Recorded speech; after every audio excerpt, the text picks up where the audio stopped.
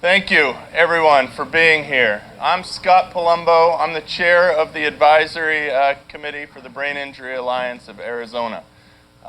Today, don't be scared. We're not going to ask you for any money, okay?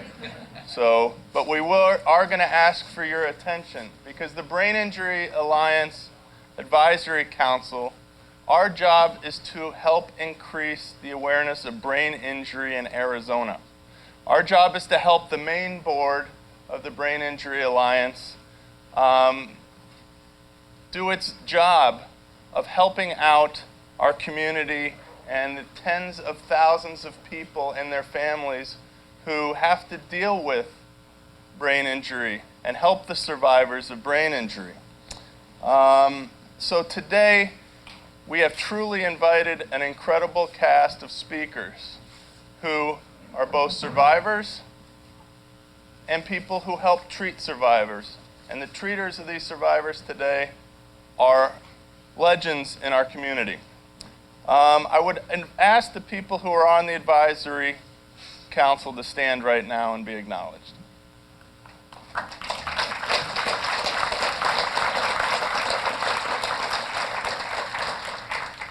After today, we're hoping that some of you will be inspired to either come help us with our advisory council or point us to people who can help us sit on our advisory council to accomplish our goals. We hope to double the size of our advisory council by the end of the year because we're trying to decrease the stigma of brain injury. We want this organization to be, hey, you have a brain injury? Go to the Brain Injury Alliance Arizona. You know, we can help, but we need to get the resources so that we can help those people and their families. I want to introduce the executive director, Carrie Fadell, and one of our board members, Jesse Brown, to say a few words. Thank you. Fantastic. Thank you so much for being here today. I would like to thank our board leadership. Sean Batting was here. Thank you, Sean, for coming. Scott Palumbo and also Dr. Jesse Brown, who you'll hear from in a moment. I would like to thank our sponsors who helped us get here today. We have Arizona Complete Health. Thank you for your support. Valley Physical Rehabilitation, Copper Point, Banner University Neuroscience Institute, Neuro Rehab Care, thank you to Sharon and her team, and Barrow Neurological Phoenix Children's Hospital. Thank you so much for your support today. I also want to say thank you to our dignitaries, Barry Goldwater Jr., who is here. Representative Jennifer Longdon will be here in a moment. And Representative Jennifer Germain cannot be here. She has drop-off duty at the school, but she's part of our advisory council. So thank you to her and all the members of the legislature who have helped us out the last year.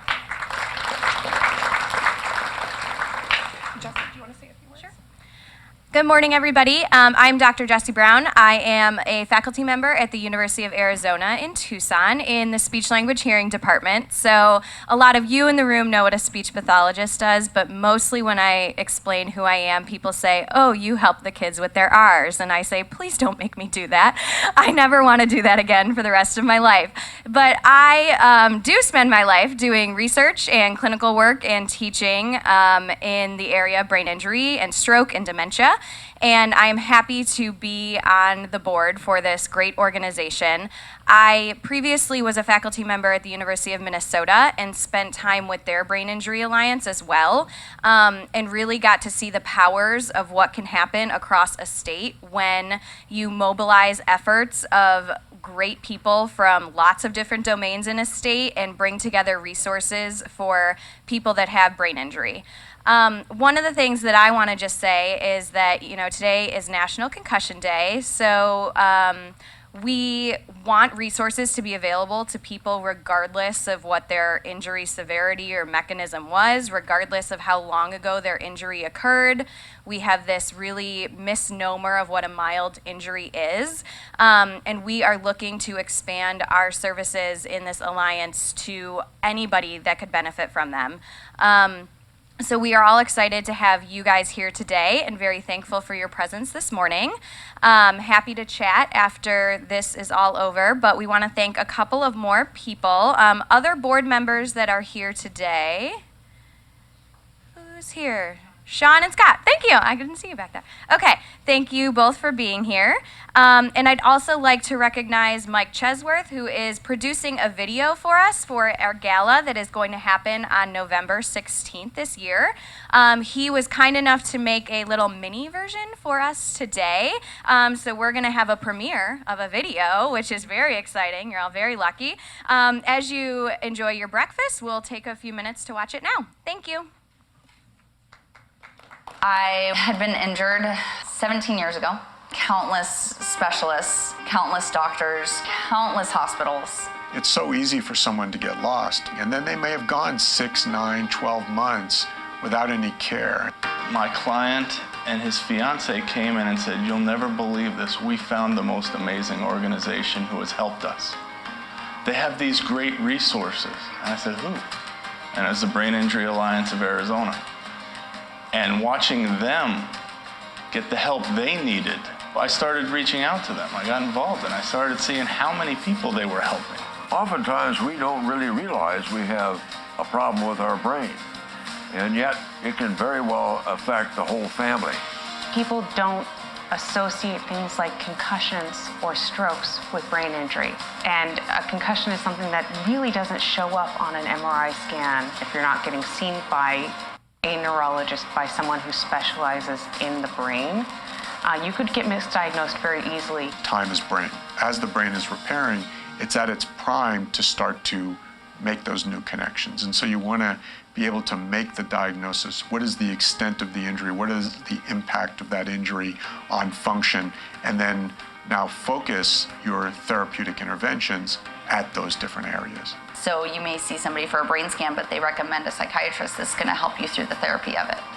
There are extensive resources for people who are survivors of brain injury and for family members of people who are survivors of brain injury. So the whole side of the organization is about counseling and support groups. It's a place for people to call. I have a brain injury. My brother has a brain injury. My husband, my wife, my son, my daughter has a brain injury.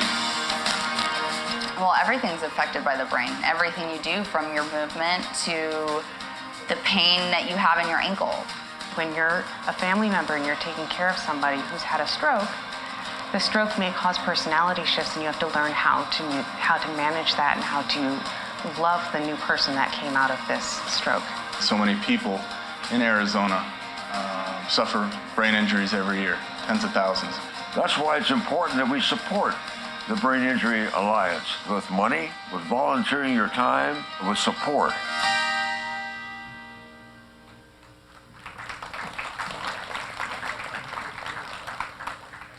Thank you so much again to Mike for the video. And I want to thank Christian, who is our IT guy. I also want to thank Ann Tarpey, who's here. She's our state head injury administrator. Thank you to her. And Dr. Pearman in the back is going to run our concussion-free community training this afternoon. So we thank you for him. He's the West Coast Department of Defense certified brain injury trainer. So we're really pleased to have everyone here. Now we've got a special treat. I'm going to turn it back over to Scott. Thank you so much.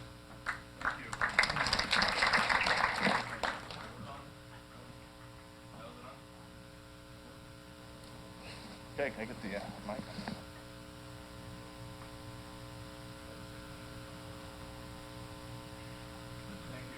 Mike, that was a very incredible video, and I know you did that on short time. November 16, our organization is throwing an incredible gala at the zoo, where that full video will be played. The information about that gala can be provided to you at the end of this event. I want to invite now one of our special guests, Stephen Threet, to come up and join me. And just two old college football players going to share some stories. So take a seat. I'll tell the first story, and my teammates didn't think I was a real football player because I was a punter and a kicker. So here's my story of, it's not brain injury, it's psychological injury, but that'll lead into, we're playing Boston College. In 1996, I go in to kick an extra point, and the darn thing would have gone in for 50 yards, but I yanked it a little bit and it missed. So I'm running off the field, and anybody heard of my coach at the time, Lou Holtz? I go running, Lou's right there, there's the sideline, there's the field, and he gets right in front of me. He goes, "Look at the field." I look and he goes, "I told you to look at the damn field." I said, I looked down at it and he goes, "That's the last time you'll ever see it." So that's my story of my psychological injury. Now, I really do want to take this more seriously because Stephen was one of the best football players in the country. He started at quarterback for the University of Michigan. Then he transferred out to Arizona State where he started as quarterback as well. And he retired at, some will say, at the peak of his career. And today we asked him here to tell us why, tell us his story, and tell us how it's relevant to this organization. So, Stephen, take it away. Appreciate it. Thank you, everyone, for coming. Appreciate your support of this great institution, this great cause. You know, I was, I don't want to say subjected to it, but this is something that has happened to me, is something that I've dealt with. Great support from my family here who is at table 5. They've really been through it all with me. As Scott said, played quarterback for the University of Michigan, ended up transferring to Arizona State. And it really came down to like a life and health decision to be able to try and make the most of what I had left. It was not easy. It was somewhat forced upon me, you know, to have doctors tell you that you should never play football again is something tough to go through, especially if you're not ready for it. But to make the most out of the situation, be connected with Dina and the group, and try and make a positive impact in other people's lives has really been beneficial. And making the transition out of that's not, you know, is never something that I was ready for. It's not what I expected.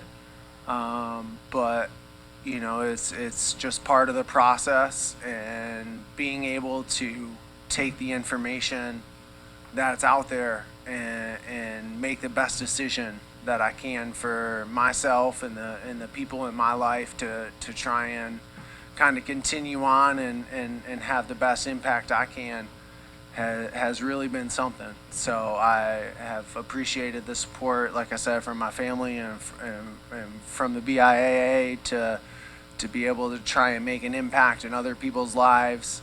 As Dina knows, we passed legislation in Arizona to try and get high school students to be more recognized in terms of brain injury, and just kind of make small steps. It's never going to be, you know, you're never going to get everybody on the same page, but to try and make progress in that topic has been really cool. Why don't you tell people what happened? What forced your decision to have to? Yeah, so it was, I mean, I don't really know. They never really diagnosed all of the concussions I had as somewhere between 13 and 15. You know, I had. What about the UCLA game? That was the last one. It was Thanksgiving weekend, 2010, and that was kind of the hit. That was the last hit. Do you remember that weekend? Not much of it.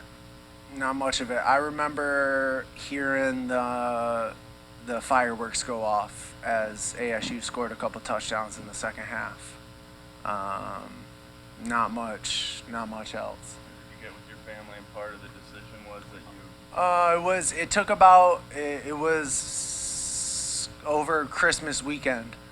And I had seen some of the some of the doctors at Barrow, Neurological, and then I had also went back to M Sport, which is Michigan, where I played beforehand.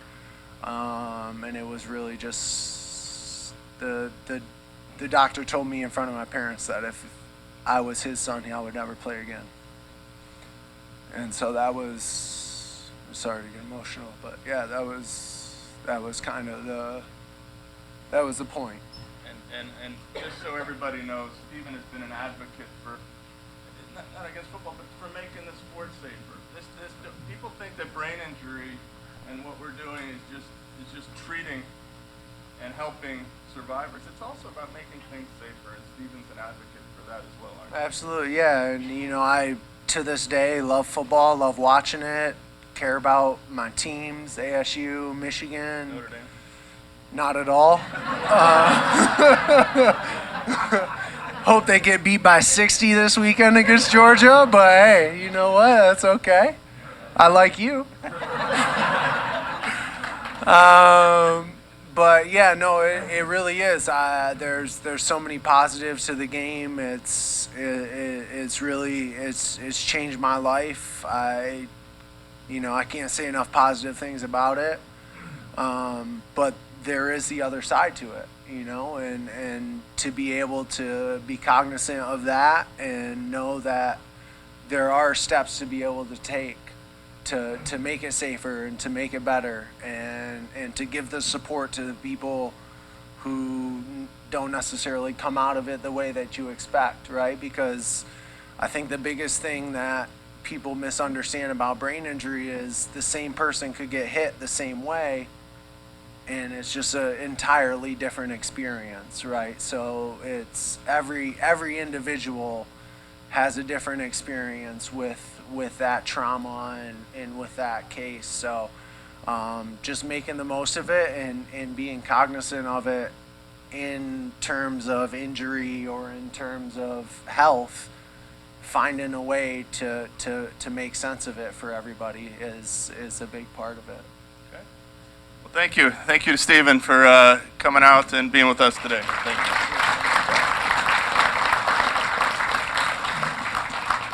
Now I want to introduce our next speaker, Dr. Pat Reyes. He is the Chief of Neurology at Carl T. Hayden at the VA Medical Center. Also one of the world experts on mind plasticity. I asked him how he wanted to be introduced today, and he said, just as a little country boy. So, Dr. Reyes, please come up.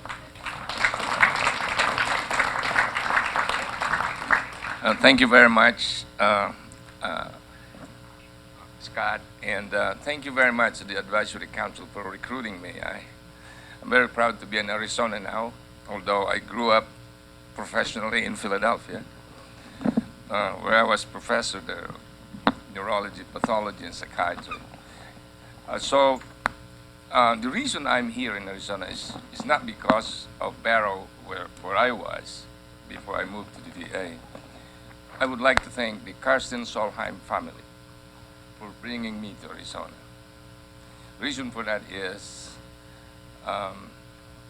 the family challenged Barrow, if you could, I was like a baseball player at that time, that if they could recruit me, they would give them $1.5 million. And that's why I'm here. All right. So what I'm doing now is helping our Defense Department of servicemen and women overcome the effects of traumatic brain injury, particularly those who survived the conflict in the Middle East. These are young men and women who come in without any visible physical or brain injury, yet the brain is not working right. So that's my job, is to understand what happens to the brain among our servicemen and women. On the side, I'm also the Chief Medical Officer for the retired NFL players and the boxers. So if you want to study head trauma, come to see me. I'll send them all to you. All right? So today, concussion really is a poorly defined term in medicine. It's a form of mild traumatic brain injury and the symptoms are transient. That's why they don't see doctors, many of them, unless they're severe. There's some changes in the thinking process which may disappear after minutes or hours.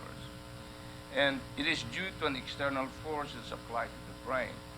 And when an external force is applied to the brain, the physics, the forces that operate are different, depending on the type of brain injury that occurs. In the military, and I show you later on, it's very complicated because we are now talking about IED explosion, and nobody knows what it does. So we're trying to piece together all the changes that can happen in IED victims. So it could happen in sports, concussion, military, assault, fall, and accidents. And so the definition varies depending on who defines it. And there are different types, as I mentioned, and this is what happens, the symptoms that occurs in concussion. There are many headaches, of course, confusion. They can have vomiting, nausea, fatigue, and later on they may have problems with lack of concentration and dizziness, and they don't have to lose consciousness. They may complain only that, Doc, my bells get wrong, and that is sufficient for the diagnosis. And even kids now, I happen to have been trained in neurology both in adults and pediatrics, so we are now looking at the effects, the long-term effects of injury, brain injury in kids, because the effects of traumatic brain injury can be acute, meaning right after, subacute, and long-term. And that's why we're doing at the VA longitudinal studies to find out what really happens years after the injury. And this is mostly my daily challenges, and this is to look at the effects of brain injury in the military. And this is, and just look at this. This is what happens to our servicemen and women. And the body is thrown up in the air, rotated, exposed to intense heat, and then they drop.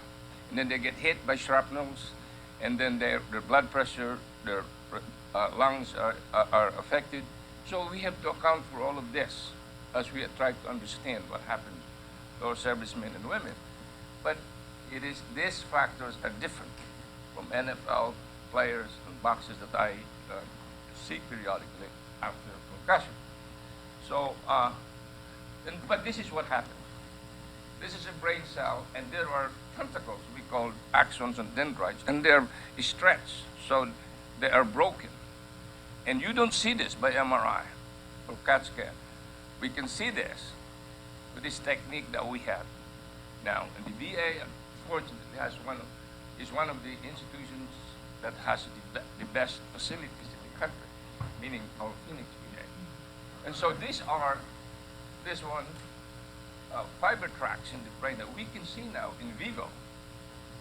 I can put you into the machine and we can see this.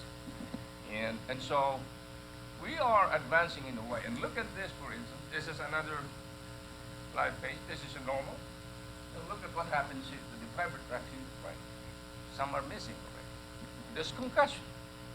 Okay, you don't see anything in the MRI or CAT scan. Yet it is specifically called DTI. You can see it. Then what happens to the metabolism of the brain? If the brain is injured, we have to look at the structure, what happens to brain cells, then what happens to the metabolism in the brain. So there are some problems actually that happens with blood flow to the brain, the amount of sugar, and a lot of chemicals that are released by brain cells. For instance, we have identified now a type of chemical that is released excessively after head trauma. And I believe personally that it is a very significant finding because we could develop medicine that will counteract the effects of that chemical. So, and I am very proud that our group at the VA now sort of leads this process for the country. We also look at the electrical activity. So we have electrodes all over the scalp to look at the electrical activity of brain cells. And they don't stop 24/7. So sometimes you see a spike that may be very important to look into. Sometimes we monitor them 3 to 7 days continuously to make sure that we didn't miss this abnormal electrical activity. But the good thing is, about 4 years ago, I was asked to talk about this by the United Nations in New York. And I mentioned it is about concussion at the time. So everybody was asked, what do you do? Well, rest, good food, enough sleep. Is that right, Steve? Yeah. But now we have in our midst a product that's called neuroplasticity. And the technique is a series of cognitive exercises, this computer-based, that has been proven to improve memory, mood, concentration, navigation skills, and balance. They even have used this technique in, and please excuse me, women drivers. I love women, my mom and my sisters, all right? And this is the most requested topic all over the country and outside the country, so I have to apologize all the time. They did this among women 50 years and over, using this technique. You know what happened? They reduced crash rate by 33%. All right. So not only does it improve brain function, but it actually, the brain using this technique has the capacity to repair itself, given the right mental exercises. All right. There's no toxicity because they're not using drugs. As a matter of fact, they happen to be the first to develop the first drug for Alzheimer's disease in the world when I was in Philly. And I don't prescribe it as much because this one doesn't have toxicity, doesn't take drugs. And if I prescribe you the drug that we develop, you will pay $250 a month. This is $94 per year. Okay, less than $1 a day. It's affordable, and it has been shown to help regeneration. And this is something that is very important. We believe that using this technique, you are able to produce new brain cells, something that was never taught in medical school. And as a faculty, I used to teach it all the time, that the brain is hard fixed. It's actually soft-wired. Our brain is plastic. All right? So for those of you who want to hear more about this, we are at the VA, at service to the public. All right? And next slide, please.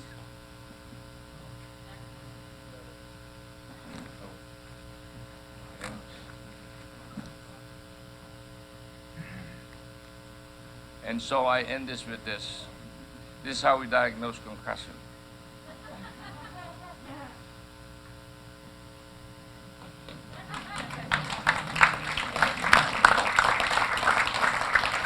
Thank you, Dr. Reyes.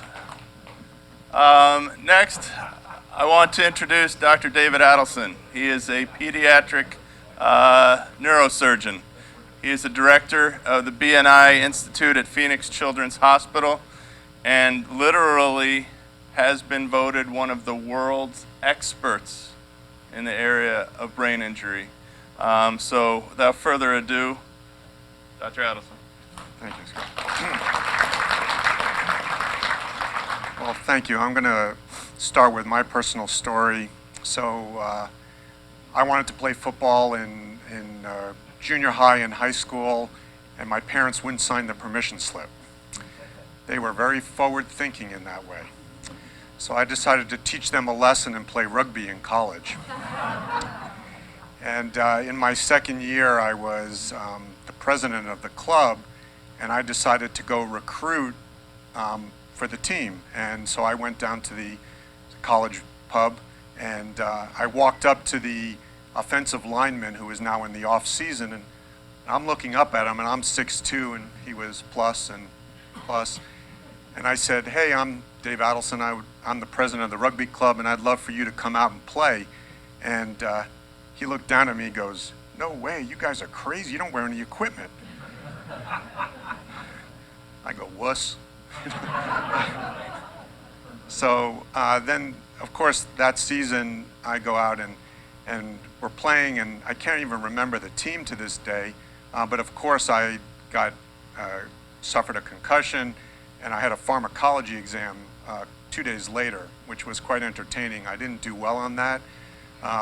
So Katie Kloss, who works with me at Phoenix Children's in our concussion clinic, she knows that I don't know any dosages or medicines, and I have to depend on her.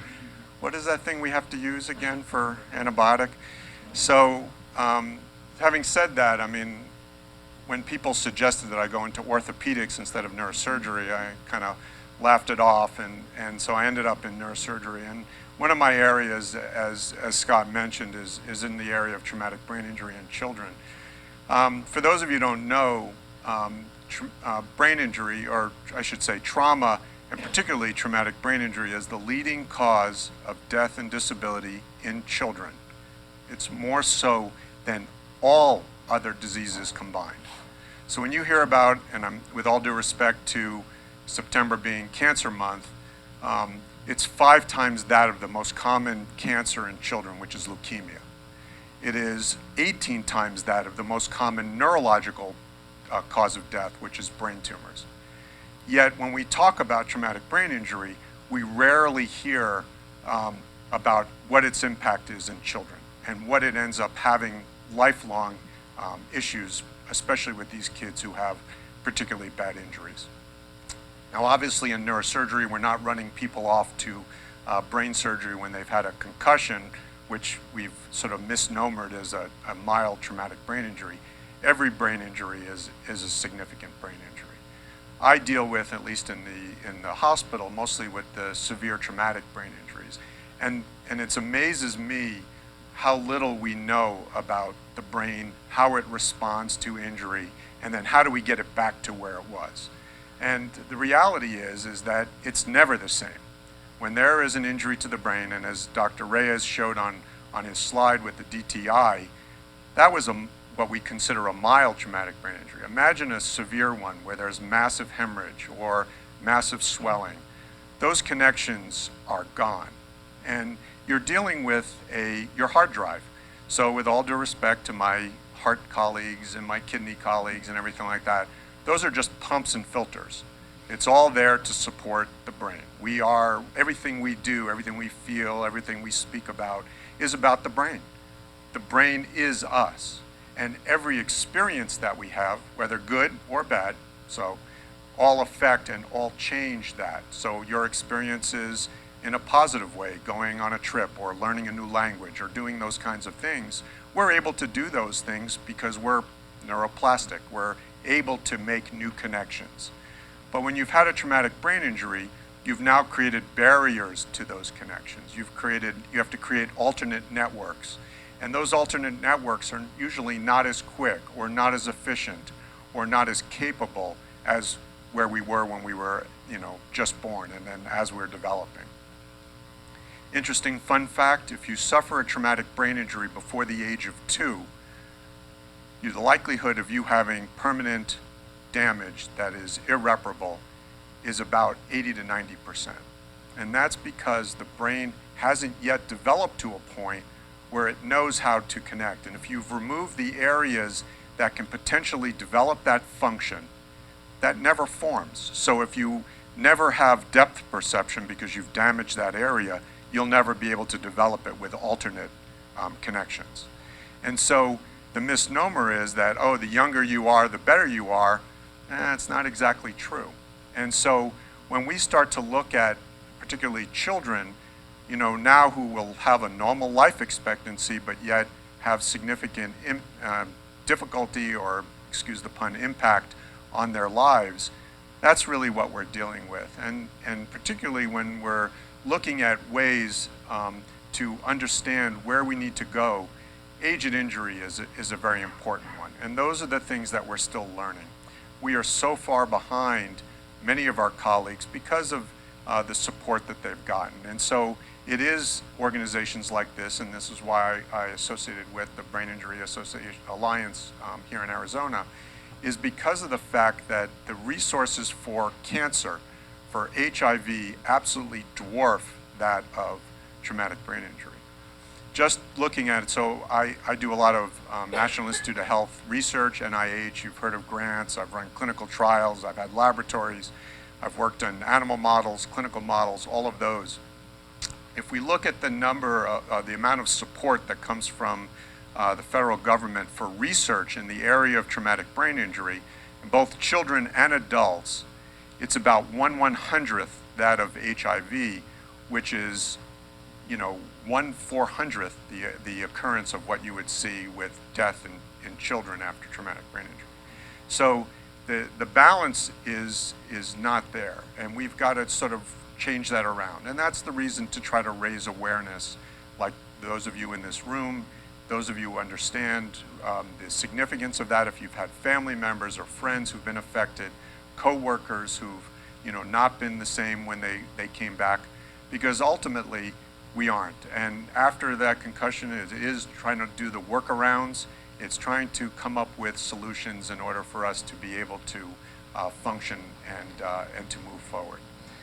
You know, I can say personally, I'm very fortunate to be here in Arizona. This was a great move for me and my family. I came from Pennsylvania. I was in Pittsburgh before this. And one of the things that really kind of highlighted why Arizona was really lacking in the area of traumatic brain injury was that I was here about a couple of months, and I was coming in for a child who'd suffered a traumatic brain injury, had been hit by a car while they were on a bike, had a large bleed, and as Katie will attest, I can get a bit intense, and so I'm kind of moving things along, and we got the child in the operating room, and you know, we're doing all of this, and monitors are being hooked up, and there's this whole kind of hustle and bustle, and this, the anesthesiologist turns to me and he goes, do you want me to give such and such a medication? And I stopped for a moment, and I looked at him, and I go, no, not really. You know, there was something written in the guidelines for the management of children with traumatic brain injury by some guy named Adelson about 10 years ago, and we don't use that, you know, and so, I mean, we're talking about 10-year difference where this was out there, and yet the knowledge base was not there. And so we've changed that. I'd like to say that we've markedly improved it, and now we're, you know, a major center for traumatic brain injury and concussion in the United States, and again, also to affiliate with Barrow and you know, associates like Tina and others.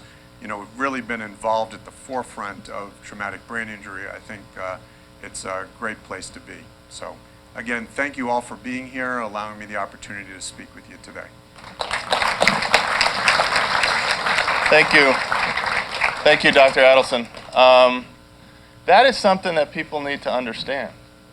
Arizona and Phoenix is now one of the leading centers for traumatic brain injury in America, thanks to a lot of the people that we have in this room. We're just trying to now have the support system outside of the actual facilities. That's what this organization is all about. So the next person I want to introduce is somebody I have a lot of affinity for. You saw that I referenced that I had a client who told me about this amazing organization. Because a lot of people, families, after they have a brain injury, they get great care and treatment in the hospital. But when their care and treatment ends in the hospital, they're sent home. A lot of people don't even know they have a brain injury at that time.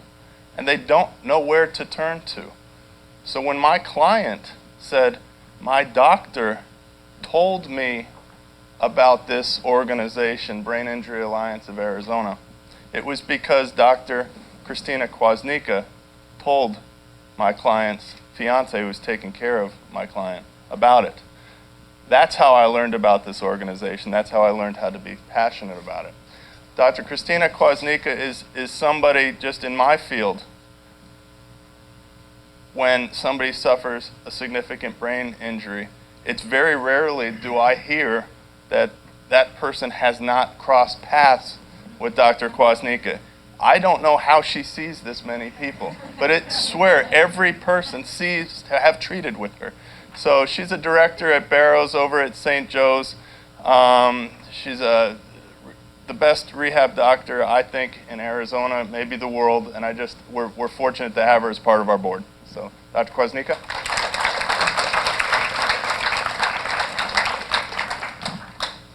Thank you. That's so sweet, Scott. Thank you. I get to talk a little bit about the rehabilitation and some of the things that are going on here in Arizona and some of the things for the future. Dr. Reyes talked about neuroplasticity, how we can get the brain to change. Dr. Adelson and his colleagues can do all the things at the moment of trauma to help people have the best chance of success. But the rehabilitation side is the way we help the brain open up new pathways, learn new things, and I'm really excited about where we are going in that rehabilitation field. So as people know me, I work with all the programs at Barrows, the Center for Transitional Neurorehabilitation, which is an amazing cognitive rehabilitation program here in town. But I am most excited right now about the use of robotics because I believe we finally have gotten a place where the technology is meeting the needs of the patients and it's starting to really boom. So I kind of wanted to focus on that today. So what we do is we don't use robots in exchange for therapists. So don't think, oh, I shouldn't go to therapy school because there's not going to be a role for me in the future.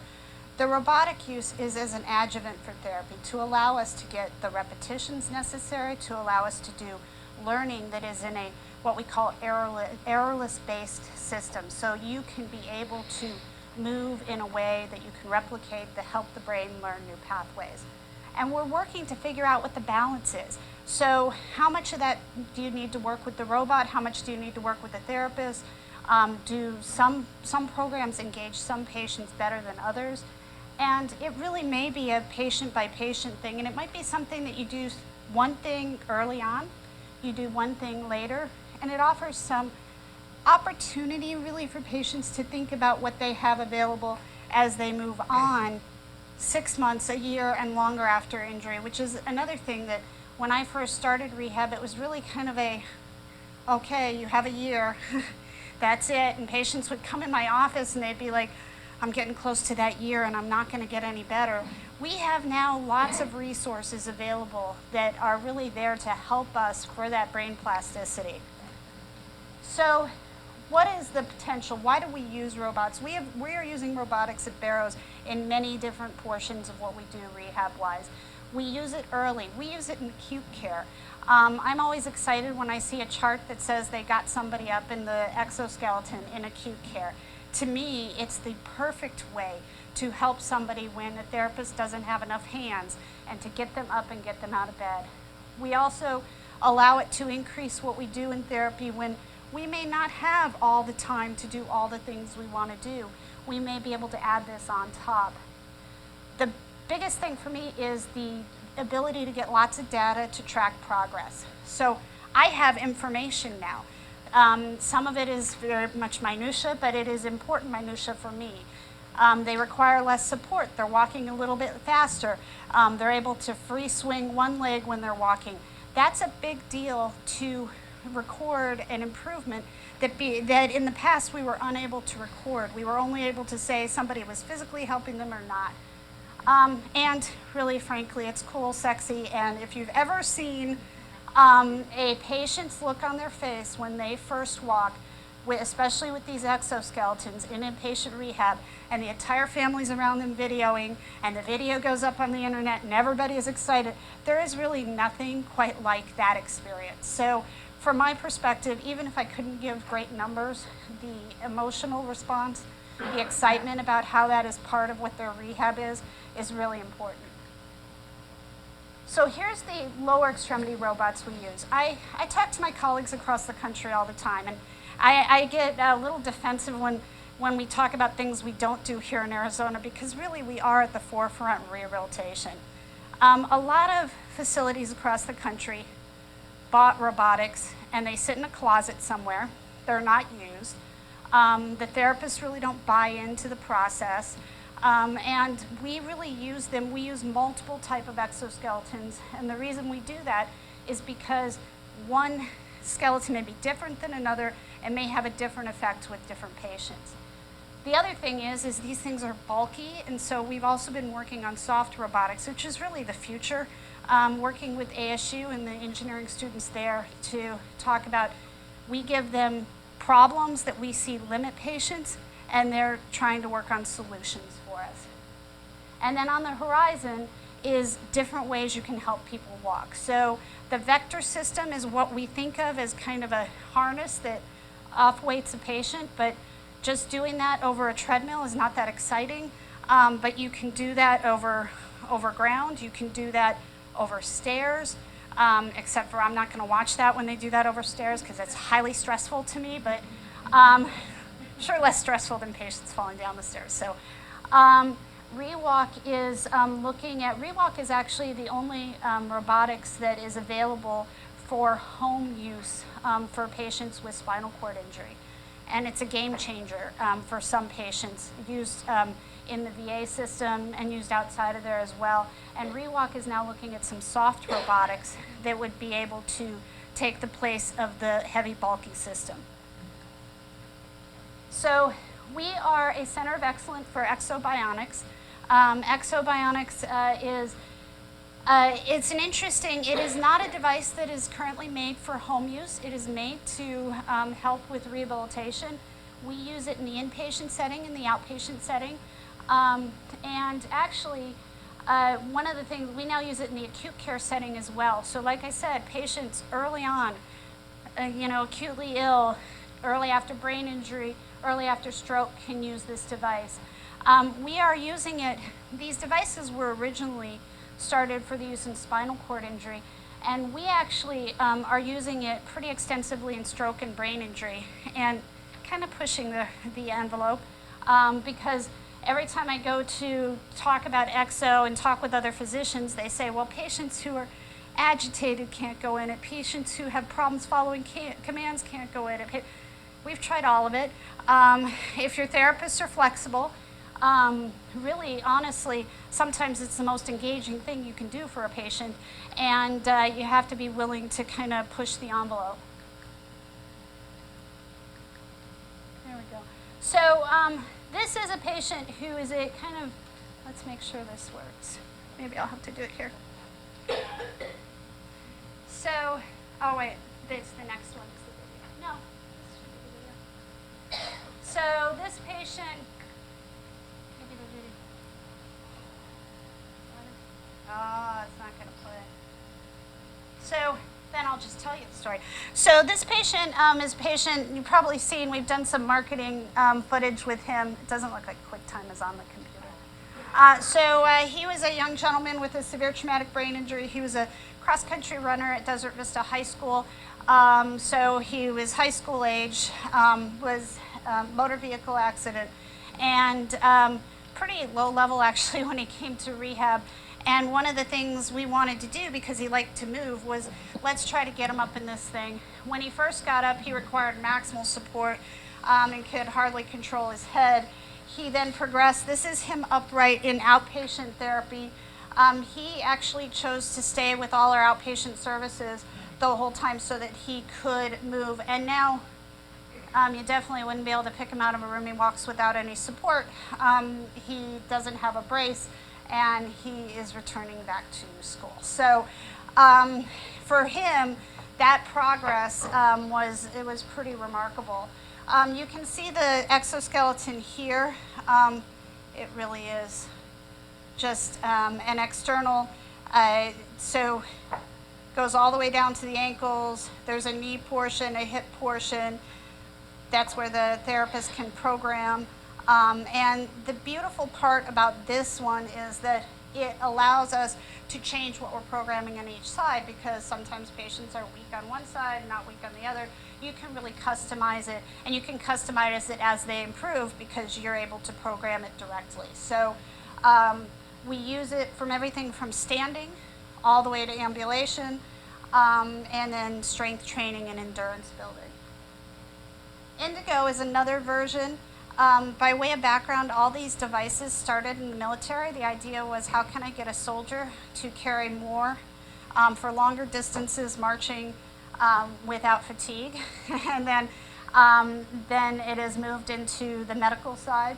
And Indigo is a little bit different. You can see it's a little bit smaller on top, so a little bit easier to manage up there. It has some difference in the programming, and we're actually looking at building a second team of therapists that have an interest, because you want to really start to build your expertise. So I'm going to go past this. So we are currently collaborating with ASU. As I said, really what we do is we give them what we need to work on. What are things that limit our patients from getting better, and they come up with solutions. And the engineering department there is actually amazing at working with gait training and soft wearable robotics. Surprise. Right here in your backyard. So it's really neat to be able to do that. It's neat for us to be able to say, that's a great idea, but guess what? That's a really bulky brace the patient has to wear, and you need to make your system work around it. That's one of the things that we can tell them clinically. So just like there's lower extremity robots, there's upper extremity robots. These were actually the first ones commercially available. They've been slower to work, partially because the hand and the arm is so much more difficult to work with. I think there's a lot of future in them. And they are working with exoskeletons for the arm. This is the bionic, so it basically supports the shoulder but allows you to reach for things playing games. It gives you shoulder, hopefully retraining of shoulder strength. It trends data. Data is very important. And that's bionic. And then Myomo is an elbow device, so if you have shoulder strength, you can use the Myomo actually freehand to reach for things. So it's coming in the arm. I'm a little bit less excited about what the neuroplasticity, like the research shows, and it's definitely very hard to use. I would say, like, if you ask the patients, they're so much more excited about getting in the exo than doing this stuff, because this stuff is hard, and they're exhausted, and so it definitely has a different effect.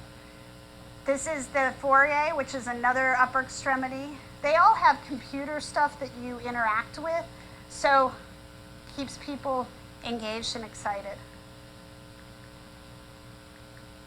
And then the ESO glove, really actually one of the gloves started here at ASU to really help provide support in a soft robotic way to be able to pick up things. So it also has a potential for a virtual reality piece, which I think is really cool. And this is kind of heading into that virtual reality. So that's the next step.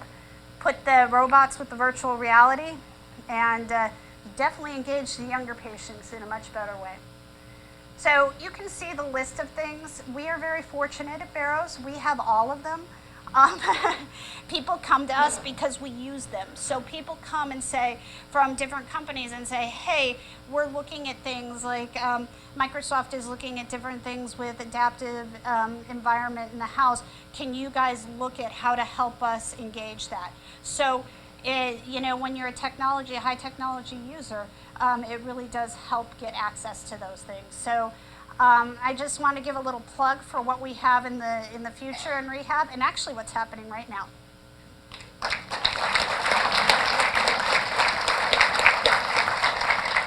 Thank you so much, Dr. Kwasnika. I can only imagine what's going to happen in the future. That's incredible. I remember being a part of this organization a few years ago. We went and they showed us a video game that we could act like we were kicking a ball, and that was a big deal. And this is now 10 years later. So the next presenter is Dr. Patrick Beausarge. He's recently moved here and was recruited to move here, and he's on the front lines.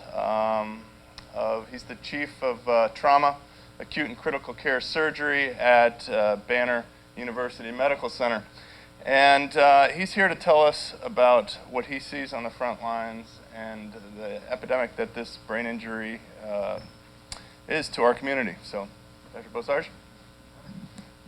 Thank you, Scott. I really appreciate the introduction. So I've been in Arizona for a grand total of 7 months.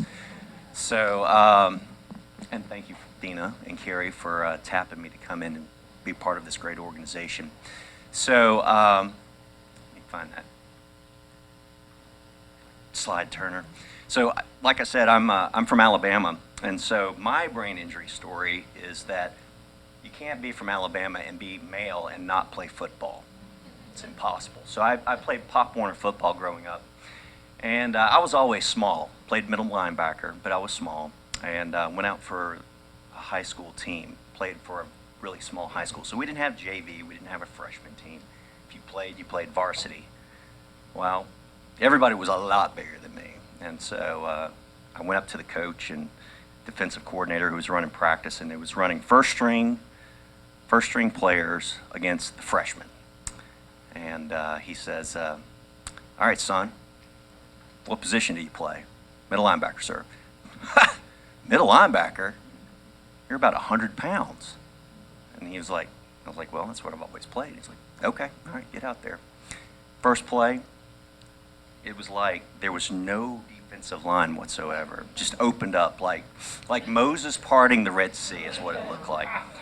And the biggest running back I've ever seen in my life. It was a man. It was a grown man. Came and just tattooed me right in the chest. And I literally saw Tweety birds flying around my head, and I was like, yep, that was the last day I ever played football. So that's my football story. All right. So I'm going to talk to you today about what I think and what a lot of people in the trauma world think is what's a neglected epidemic. Trauma in general is a neglected epidemic. And I'm going to share with you some statistics and some thoughts, and we'll just kind of work through this just a little bit. All right, so our neglected epidemic. So this is just our perspective on trauma. 27 million people, that's 9% of the population of the United States, are treated in emergency departments every year just for injuries. 2.8 million of those people are going to be hospitalized. These are statistics from 2015. The total cost of injuries in the United States, $671 billion. Patients are often faced with lots of mental, physical, emotional problems and financial problems after they have these traumatic injuries. This is one of my favorite slides, being a trauma surgeon. This is from the CDC, and it basically lists the 10 leading causes of death by age group. And what you're going to see from the ages of 1 to 44, just like Dr. Adelson said, unintentional injury is the major cause of death for everybody from the age of 1 to 44. I just got outside of that 44 age, so 2 years out, so thank goodness I'm out of that. But if you look at it through the whole entirety of your lifetime, trauma is still the 3rd leading cause of death. People don't understand that. It's a big, big deal. When you start talking about years of potential life lost, unintentional injury is the #1 cause of years of potential life lost in the United States. It's important. When we talk about traumatic brain injuries, we've got 2.53 million TBI-related ED visits, with nearly 1 million occurring among children. And these are our causes: unintentional falls, unintentionally struck, or being struck by an object, or a running back in my case, car crashes, and then other things. The acute care cost for traumatic brain injury in the United States is $9 to $10 billion per year. To take care of some of these severely injured patients can be upwards of $2 million per patient. Annual cost is $100 billion just for TBI. Can somebody turn the lights down on this side? I've got a pop quiz coming up in just a minute. And I know it's hard to see. Thank you. So this is why we say neglected. And this, again, goes to what Dr. Adelson was saying just a moment ago. You look at what causes the major part of deaths for our U.S. population. And heart disease and cancer, yes, they're very, I mean, they do claim the most lives every year. Accidents is number 3, okay? So it's the 3rd leading cause of death. Look over in that far right column. That's research dollars provided by the NIH. Like Dr. Adelson, I'm an NIH-funded, DOD-funded surgeon scientist.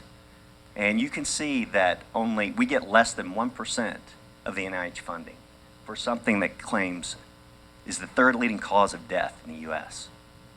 That's a problem. That's a real problem.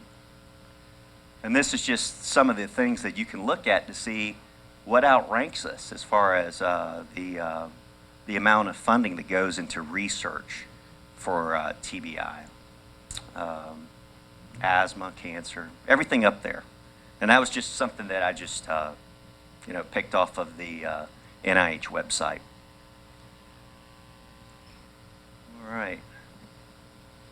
All right, so yeah, this is interactive. Sorry, I think we learn better when it's interactive. All right, so what I'm gonna do, I know it's Friday too, but I'm a teacher, I'm a professor, so I do that. Who knows what this ribbon means?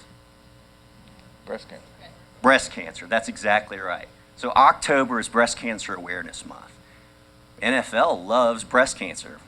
Why don't they love traumatic brain injury? Has anybody thought about that?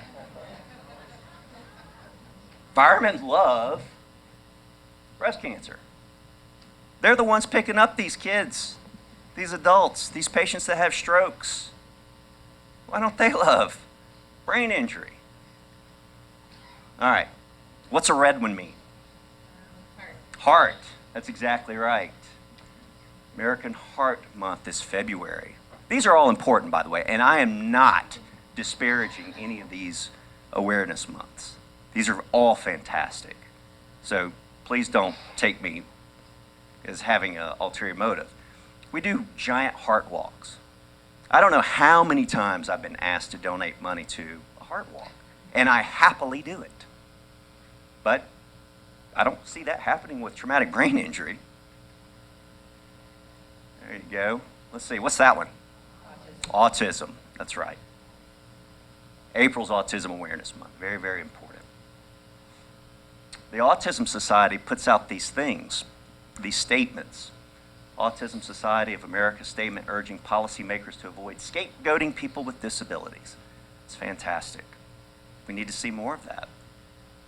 All right, what's a green one? This is a kind of tricky one. Some people think this is traumatic brain injury, and in some cases it is. But that's not what it is here. Donate life, organs. We're talking about organ transplantation. This is, if you want an organ transplant license plate, you can pay a little extra money. That money goes to donate life. I've never seen a TBI license plate. So what I'm saying is that we've got a situation where we have an epidemic, something that is widespread disease that affects a whole bunch of people. And all of these other very, very important disease processes get a lot of attention, but we're not giving it the attention that it needs. All right, so blue. What's that? Drowning awareness, that's one. This is your brain injury. I put the green up there because green is thought. So if you look at our own parent organization's website, which I actually did since I am now on the advisory board, but blue, that came right off of their website. But most people say it's green, and the Brain Injury Alliance basically says it's basically because, no, not because we're colorblind, but that would be good. That would be good. No, it's not because we're colorblind. It's because there was actually a large donation, a donor that gave a whole bunch of green ribbons and green bracelets to brain injury. And so that's why it's green. So we probably need to get our stuff straightened out. Okay. All right. I want to give y'all just a few more facts. It's estimated that in the U.S., around 5.3 million people are living with a TBI-related disability. The incidence of TBI is somewhere around 200 people per 1,000 patient population or people population in the U.S. Traumatic brain injury. I'm a former soldier, so with several combat deployments. Traumatic brain injury is the signature injury of modern warfare, just like Dr. Reyes was alluding to, with more than 260,000 service members sustaining a brain injury. It's an estimated of 1.6 million to 3.8 million sports-related concussions occur every year. About 50% of those are unreported. 90% of brain injuries are considered mild, but like Dr. Adelson said, mild is relative. Mild is not mild. Mild is because of what we call a Glasgow Coma score, where we actually do some tests, ask some questions, see what you can do. It doesn't really dive into the nuances of the injury. So what do we need to do? We need to raise awareness. That's what we're supposed to, that's why we're here, right? We're here to raise awareness. We need to advocate. We need to increase funding for research, TBI specifically. We need to increase health literacy. So this is one of my soapboxes, so I apologize. The health literacy issue in the United States is a real problem. Does anybody know what the average, or to basically say that you have basic health literacy? Do you know what the percentage of patients or percentage of the population has basic health literacy? And what I mean by that is being able to know what your doctor's talking about, being able to navigate the healthcare system, being able to find the resources that you need. Does anyone know?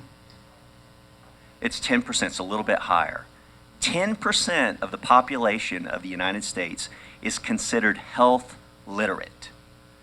90% are considered illiterate. That's a real problem. And it's part of this organization's mission to help with that. And then, of course, we need to dispel the stigma of traumatic brain injury. And we need to partner with high-profile businesses and organizations to raise awareness. So, I thank you for your time. Hopefully we can move the needle. Appreciate it. Thank you. Great job. Great job. Thank you, Dr. Bossarge. Next, I want to bring up our final speaker, Dina Shacknai. She's going to tell us her personal story to help what the doctors have talked about hit home. So, Dina, thank you. Oh, need that. Hello. Well, I'm here to kind of close with what we've heard today, and I think we can all agree that, as we have all witnessed, the Brain Injury Alliance of Arizona has garnered the support of some of the leading brain experts in the world.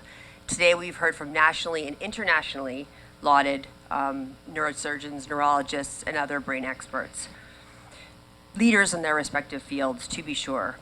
We are incredibly fortunate here in Arizona to have this veritable treasure trove of brain experts, rock stars, Dr. Adelson, in their fields.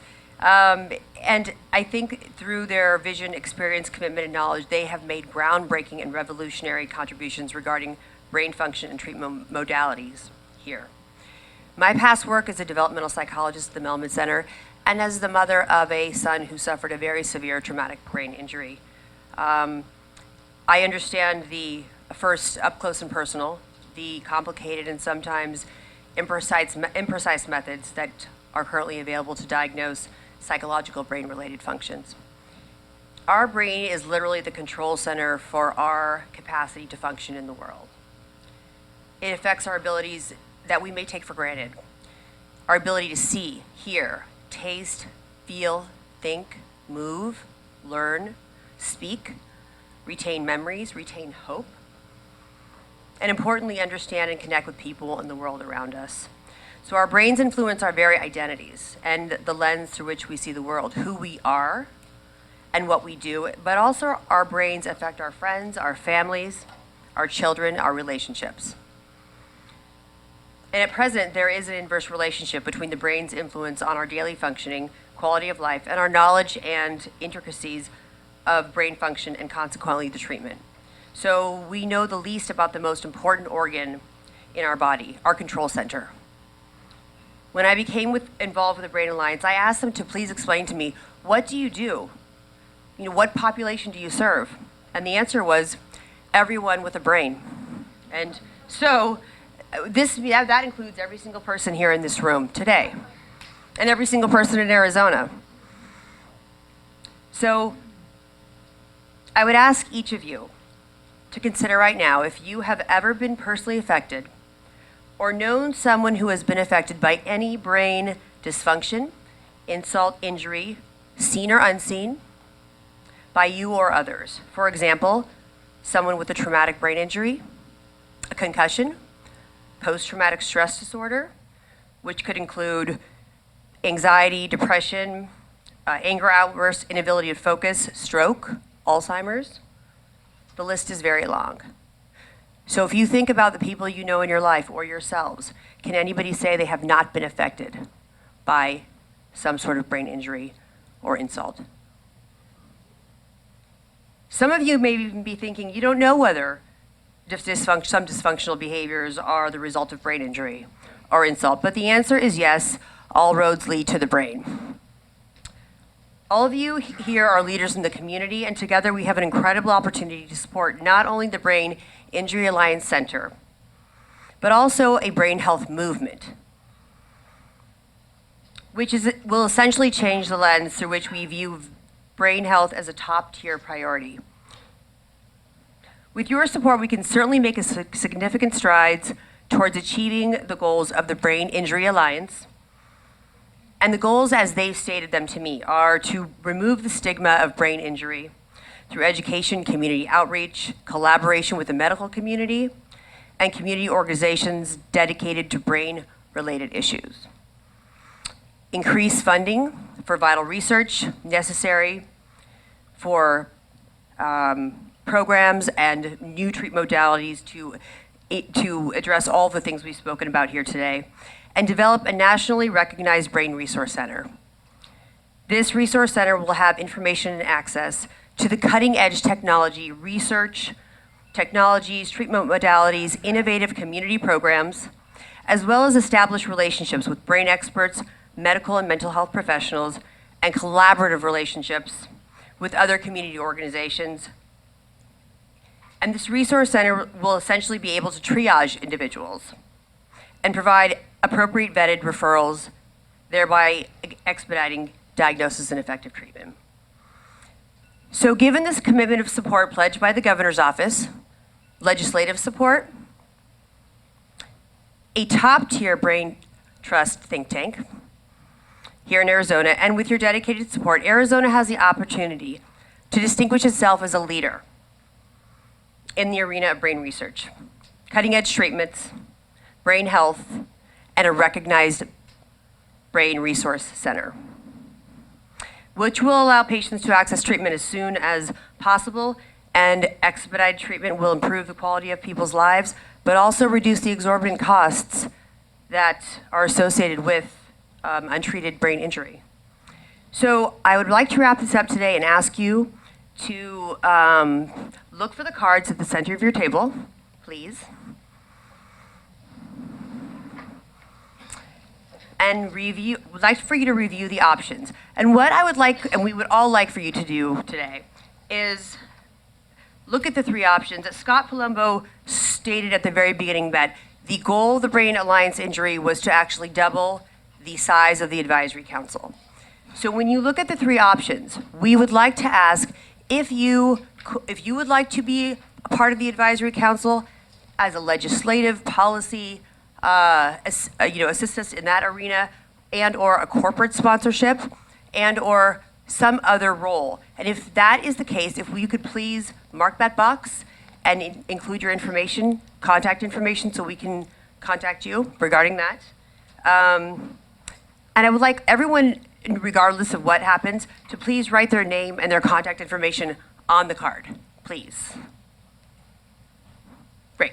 And the last thing, our gala is coming up on November 16th, and we would like to see you all there. Please contact Dina or Carrie, and we will be happy to host you then. And there will be many more speakers, more information, and I think I'll hand it back over to Scott. Thank you. Thank you, Dina. Thank you very much. And Dina is helping us with this gala. It's going to be incredible on November 16. If anything, you get to experience the zoo at night with a bunch of great speakers and events, food and drink. So I want to thank you all. Hopefully you heard something today that piques your interest so that you want to get involved in some way, shape, or form. We need your help. We want your time. We want your passion and commitment. So thank you and have a great day and have a great weekend. Thank you.